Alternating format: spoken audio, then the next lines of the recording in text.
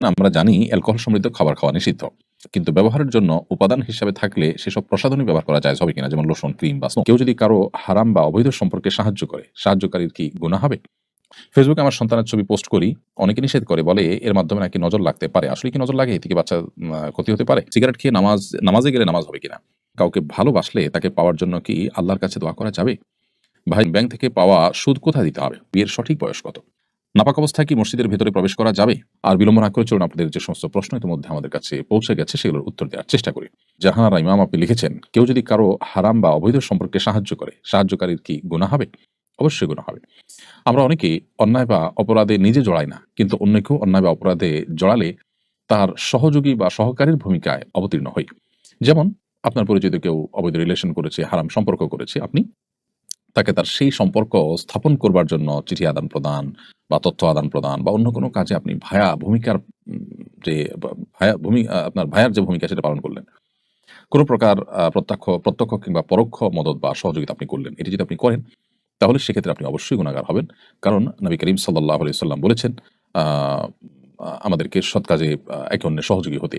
আবার একইভাবে তিনি বলেছেন, মান সান্না সুন্নাতান সাইয়্যাহ, যে ব্যক্তি কোনো খারাপ কাজের আ উদাহরণ সৃষ্টি করলো বা ধারা সৃষ্টি করলো, আ ফালাহু উইজরুহা ওয়া উইজরু মান আমিলা বিহা। তাহলে যে ব্যক্তি তার এই আ ধারা শুরু করার মাধ্যমে যত মানুষ খারাপ কাজ করল, তাদের সবার দায়ভার তাকে নিতে হবে। তো আপনি এখানে একজন একটা খারাপ কাজ করবে, সেটার যদি ধারা চালু করার ক্ষেত্রে ভূমিকা রাখেন, সেক্ষেত্রে দায়টা আপনার আসবে।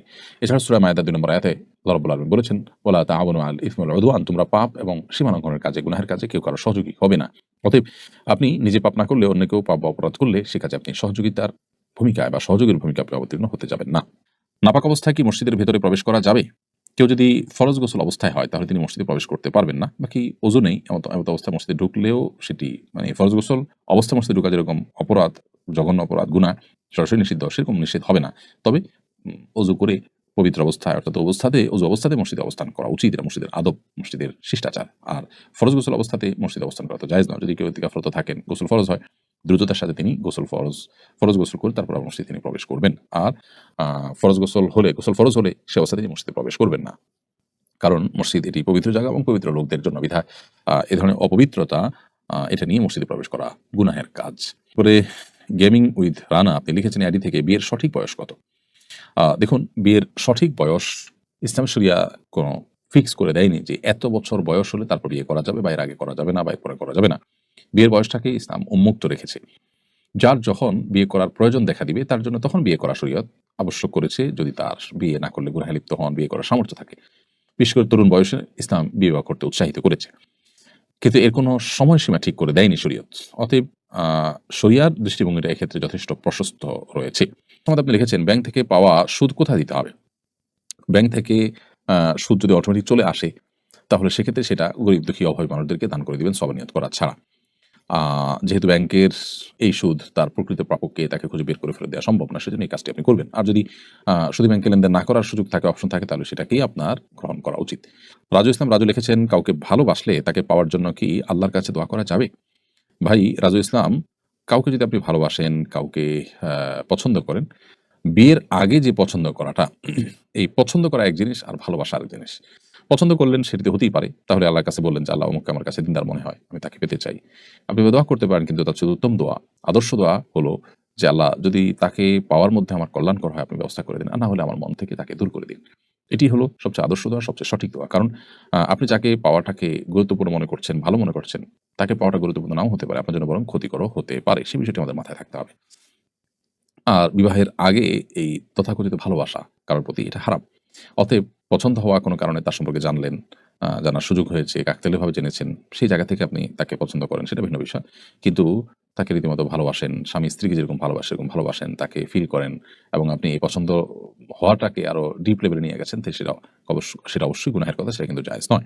আশরাফুল আহমেদ আপনি লিখেছেন, সিগারেট খেয়ে নামাজে গেলে নামাজ হবে কিনা? ভাই আশরাফুল, আপনি ধূমপান করেছেন, অবশ্যই সেটি একটি অপরাধ, গুনাহের কথা।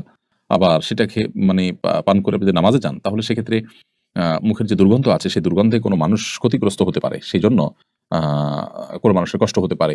সেজন্য এটি নাজায়েজ কথা। অর্থাৎ আপনি ধূমপান করলেন, ধূমপান করে মসজিদে মুসল্লিদের কষ্টের কারণ হলে সেটি গুনাহের কথা। কিন্তু সেই সাথে আপনাকে এও মাথায় রাখতে হবে, যদি আপনি ধূমপান করেন, এবং ধূমপান করার পর মসজিদে গিয়ে নামাজ পড়েন, তাহলে সেক্ষেত্রে নামাজটা হয়ে যাবে। তবে এক্ষেত্রে আপনার যেটা করা উচিত সেটা হলো যে ধূমপান তো ছেড়ে দেওয়া উচিত। ধূমপান করাটাই তো গুনাহের কথা। আপনি সেটা ছাড়তে পারছেন না আপাতত। তাহলে সেক্ষেত্রে নামাজ ত্যাগ করবেন না। নামাজ আপনাকে ঠিকই পড়তে হবে। তবে নামাজের আগে মসজিদে যখন যাবেন বিশেষ করে বা নামাজ দাঁড়াবেন, তখন আপনি মুখ ভালো করে পরিষ্কার করে অন্তত দুর্গন্ধ দূর করার উদ্যোগ নিয়ে তারপর নামাজ যাবেন, মসজিদে যাবেন। ফেসবুকে আমার সন্তানের ছবি পোস্ট করি। অনেকে নিষেধ করে, বলে এর মাধ্যমে নাকি নজর লাগতে পারে। আসলে কি নজর লাগে? এতে কি বাচ্চার ক্ষতি হতে পারে? হ্যাঁ, বদনজরের বিষয়টি সম্পর্কে নবী সাল্লাল্লাহু আলাইহি ওয়াসাল্লাম হাদিস রয়েছে, আল আইনু হাক্কুন, বদনজর এটি সত্য। ফলে আপনি সন্তান, সুন্দর কোনো সন্তান, ফুটফুটে সন্তান, শিশু, বাচ্চা বা আপনার আকর্ষণীয় কোনো কিছুর যদি মানুষের সাথে শেয়ার করেন, বিশেষ করে বাচ্চাদের ক্ষেত্রে অনেক বেশি হয় বদনজর। মানুষের এই জাতীয় বিষয়ে বদনজর এটি সত্য। বদনজরের কিভাবে ক্ষতি হয় বা এটার টেকনোলজিটা কি? আল্লাহ তাআলা ভালো জানেন। যে একটা মানুষ রাক্ষসী নজরে যদি দেখে, যদি সে দেখে আপনার হিংসাত্মক নজর দেয়, তাহলে সেক্ষেত্রে এটাকে নজরে হাসেদ বলে, বদনজর বলে। এর ফলশ্রুতিতে ওই বাচ্চা অসুস্থ হতে পারে, ওই বাচ্চার রোগ লেগে থাকতে পারে। আপনি ক্ষেতের ফসল দেখে কেউ যদি রাক্ষসী নজরে দেখে, তাহলে বদনজর লাগতে পারে। এগুলো স্বাভাবিক একেবারে। এখন আপনি বলবেন যে প্রদর্শন এই পৃথিবীতে অনেক কিছুই প্রদর্শন হতে থাকে। সবাই প্রদর্শন করে, কই তারা তো অনেক ভালো আছে। দেখুন, ভালো নেই। অনেকে অনেক দিক থেকে ক্ষতিগ্রস্ত। সেই ক্ষতির কারণ হয়তো এই বদনজর। কিন্তু তিনি হয়তো টেরও পাচ্ছেন না। তো কিভাবে এই বিষয়টা কাজ করে যে একজন রাক্ষসীর দৃষ্টিতে তাকালো আর আরেকজনের ক্ষতি হয়ে গেল, কিভাবে হতে পারে? এই বিষয়ে আল্লাহ রাব্বুল আলামিনের টেকনোলজি আমাদের বুঝে আসাটা আবশ্যক নয়? হতে পারে আমরা এটা বুঝি না। অনেক টেকনোলজি কিন্তু আমাদের বোধগম্য নয়, কিন্তু সেটাকে আমরা অস্বীকার করি না। ঠিক এটাও সেরকম। কোন হাদিস থেকে বোঝা যায় যে মানুষকে বদনজর সেটি কবর পর্যন্ত পৌঁছে দিতে পারে। আর একটি ওট, আকর্ষণীয় একটি প্রাণী, সেটি যদি কারো বদনজরের কবলে পড়ে, তাহলে সেটিকে মৃত্যু পর্যন্ত নিয়ে যেতে পারে। অর্থাৎ সেটা এমন পর্যায়ে অসুস্থ রুগ্ন হয়ে যেতে পারে যে বাধ্য হয়ে মানুষ জবাই করে সেটাকে খেয়ে ফেলেছে। এরকম পর্যায়ে যেতে হতে পারে।